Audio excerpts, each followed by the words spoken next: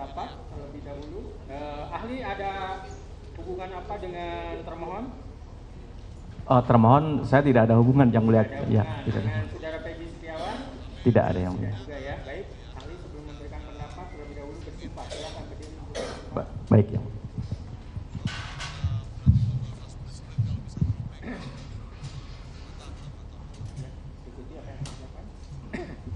Bismillahirrahmanirrahim. Demi Allah saya bersumpah sebagai ahli dalam perkara ini akan memberikan pendapat soal-soal yang dikemukakan menurut ilmu pengetahuan saya dengan sebaik-baiknya dan sebenar-benarnya. Silakan ahli kembali duduk. Kepada pemohon mau melihat CV dan surat tugas dari ahli, silakan.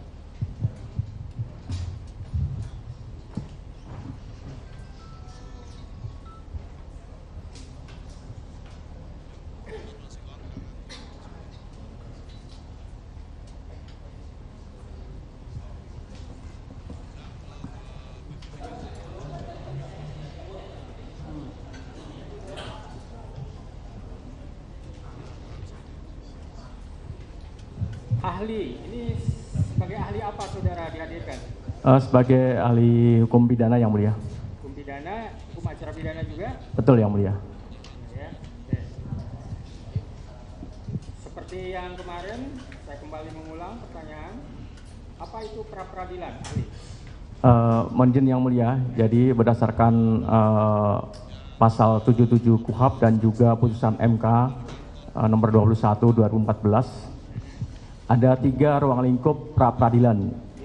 Yang pertama, sah atau tidak sahnya penangkapan, kemudian penahanan, kemudian penghentian penyidikan, penghentian penuntutan, juga berkaitan dengan penggeledahan dan penyitaan. Yang kedua adalah berkaitan dengan soal ganti rugi, permohonan ganti rugi dan rehabilitasi. Dan yang ketiga, berdasarkan putusan MK tersebut diperluas termasuk tersangka. Demikian yang mulia. Yang berhak mengajukan pra-peradilan tentu adalah pihak yang merasa dirugikan atas terkait dengan 3 objek tadi yang mulia. Yang pertama tentu adalah pihak yang dirugikan atas penetapan tersangka, kemudian adalah pihak yang juga dirugikan atas sah tidak sahnya kaitannya dengan soal penggeledahan, penangkapan yang tadi saya sampaikan yang mulia. Ya, betul. PH kan mesti harus ada surat kuasa dari ya, dia mempunyai kewenangan untuk itu.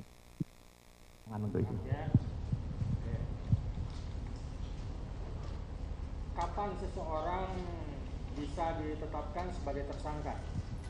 Baik, mohon izin yang mulia. Jadi berdasarkan putusan Mahkamah Konstitusi dan juga berdasarkan norma yang ada di dalam KUHP, maka seseorang ditetapkan sebagai tersangka itu harus ada syaratnya. Apa itu? Syaratnya adalah pertama terpenuhinya ya minimal 2 alat bukti dalam tahapan penyidikan, dan dengan minimal 2 alat bukti tersebut maka seseorang atau yang diduga melakukan tindak pidana itu bisa ditetapkan sebagai tersangka. Jadi dasar untuk menetapkan tersangka itu adalah minimal 2 alat bukti sebagaimana dimaksud dalam pasal 184 ayat 1 KUHP. Demikian yang mulia. Minimal 2 alat bukti bagi hakim pra-peradilan. Untuk menghitung minimal itu apakah menghitung secara kuantitatif atau juga kualitatif? Di dalam putusan MK tersebut adalah minimal 2, kuantitatif ya yang mulia.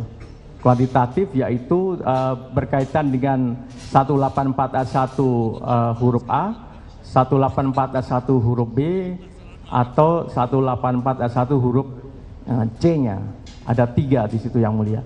Selama 2 itu terpenuhi, maka itu bisa dijadikan sebagai dasar untuk menetapkan tersangka. Demikian yang mulia. Seseorang ditetapkan jadi tersangka, apakah sebelumnya harus diperiksa terlebih dahulu atau bisa belakangan? Tidak harus yang mulia.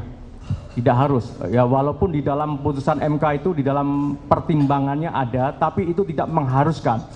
Jadi dasar untuk menetapkan seseorang menjadi tersangka itu adalah hanya mendasarkan pada dua alat bukti yang tadi saya sebutkan. Demikian Yang Mulia. Seseorang dianggap sebagai pelaku ya, pelaku tapi tidak jelas keberadaannya sehingga ditetapkan menjadi DPO. Betul Yang Mulia. Syarat untuk ditetapkan jadi DPO itu gimana? Mohon izin Yang Mulia, syarat untuk ditetapkan dari DPO itu dari DPO-nya Yang Mulia ya. Jadi DPO tentu di dalam biasanya dalam prosesnya ada katakanlah seperti contoh dalam putusan pengadilan menyebut bahwa seseorang itu menjadi DPO.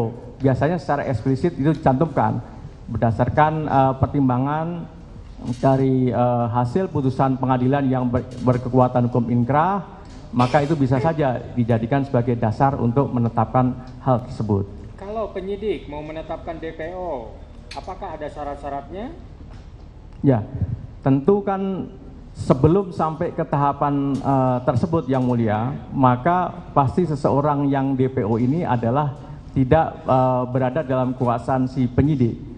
Sehingga untuk menetapkan seseorang menjadi DPO itu tentu syarat-syaratnya adalah harus dipenuhi. Nah tentu syarat yang tadi saya sampaikan Yang Mulia, karena pasti seseorang ditetapkan sebagai DPO itu kan pasti dia bisa saja ditetapkan sebagai tersangka.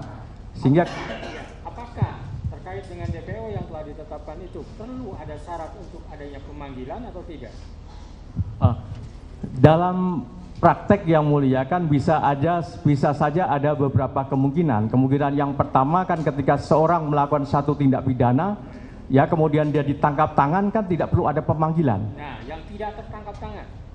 Nah, yang tidak tertangkap tangan tentu berbeda juga dalam prosesnya. Tentu kalau memang tidak tertangkap tangan, deliknya apa Yang Mulia? Kalau deliknya misalkan delik yang ada laporan terlebih dahulu dan seterusnya, maka biasanya melalui pemanggilan yang sah sebagaimana dimaksud dalam KUHP. Pemanggilan yang sah ya, yang tidak tertangkap tangan seperti itu. Berapa kali pemanggilan yang sah itu? Tentu minimal 2 kali Yang Mulia. Diatur di mana itu? Izin di KUHP ada Yang Mulia, pemanggilan yang sah. Di KUHP ada lagi? Ada tentu di peraturan-peraturan teknis yang lainnya Yang Mulia. Misalnya Di Perkap, kemudian di peraturan Jaksa Agung juga ada dan yang lainnya. Oke. Putusan pra peradilan itu ada berapa macam yang ahli tahu? Izin Yang Mulia, sepengetahuan saya adalah putusan itu dikabulkan dan putusan itu ditolak Yang Mulia. Ada 2 aja? 2 klasifikasinya itu. Terkait dengan putusan gugur, putusan tidak dapat diterima, apakah mengenal seperti itu? Putusan gugur, putusan tidak terima, maka kemudian itu ada implikasinya kaitannya dengan dicabutnya permohonan pra peradilan, atau kalau yang gugur itu sudah masuk kepada pokok perkaranya Yang Mulia. Tadi saudara mengatakan putusan tidak dapat diterima itu yang dicabut. Putusan tidak dapat terima. Alasannya apa? Alasan ya karena tergantung dari konsekuensinya, kan tergantung dari pihak pemohonnya Yang Mulia. Seperti kemarin kasus yang di Jakarta Selatan yang Firly Bahuri dinyatakan putusannya tidak dapat diterima. Saudara mengikuti itu? Tidak dapat diterima karena memang menurut penilaian dari hakim pra peradilan itu adalah tidak bisa dibuktikan oleh pihak pemohon, begitu Yang Mulia. Kalau tidak dapat dibuktikan itu masuk ke materi, apakah tidak bersinggungan dengan ditolak? Mohon izin Yang Mulia, maksud saya yang berkaitan dengan dalil-dalil pra peradilannya Yang Mulia. Kalau permohonan itu misalnya mencampur adukan antara materi pra peradilan dengan materi pokok perkara, apa putusannya? Tentu putusannya kan sebagaimana saya kembali mengacu ke pasal 2 Perma nomor 4 2016 Yang Mulia, bahwa di dalam perma tersebut berkaitan dengan penetapan seorang menjadi tersangka dalam pra peradilan itu hanya berkaitan dengan aspek formilnya. Apakah dalam penetapan tersangka itu sudah memenuhi kualifikasi minimal 2 alat bukti tadi ataukah tidak? Itu yang berkaitan dengan hal itu, sehingga tidak memeriksa mengenai yang berkaitan dengan pokok perkaranya. Di dalam lembaga pra peradilan itu hanya berkaitan dengan 3 objek tadi yang saya sampaikan, dan khusus untuk penetapan tersangka itu hanya juga untuk pra peradilan ini hanya untuk berkaitan dengan aspek formilnya saja, bukan masuk kepada soal materi perkaranya. Apakah dalam permohonan pra peradilan bisa dikenal permohonan atau kabur, obscurable, seperti halnya di perdata? Permohonan kabur itu karena dalil-dalil yang diajukan oleh pemohon itu dicampur adukkan antara hal-hal yang berkaitan dengan formil dan materialnya, Yang Mulia. Ya.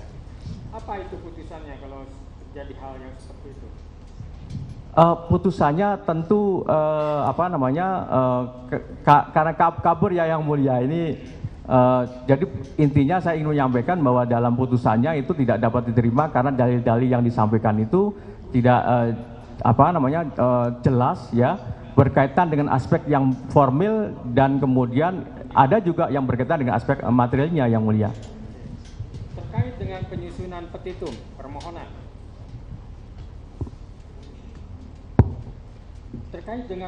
permohonan, apa petitum yang baik itu yang seperti apa menurut ahli?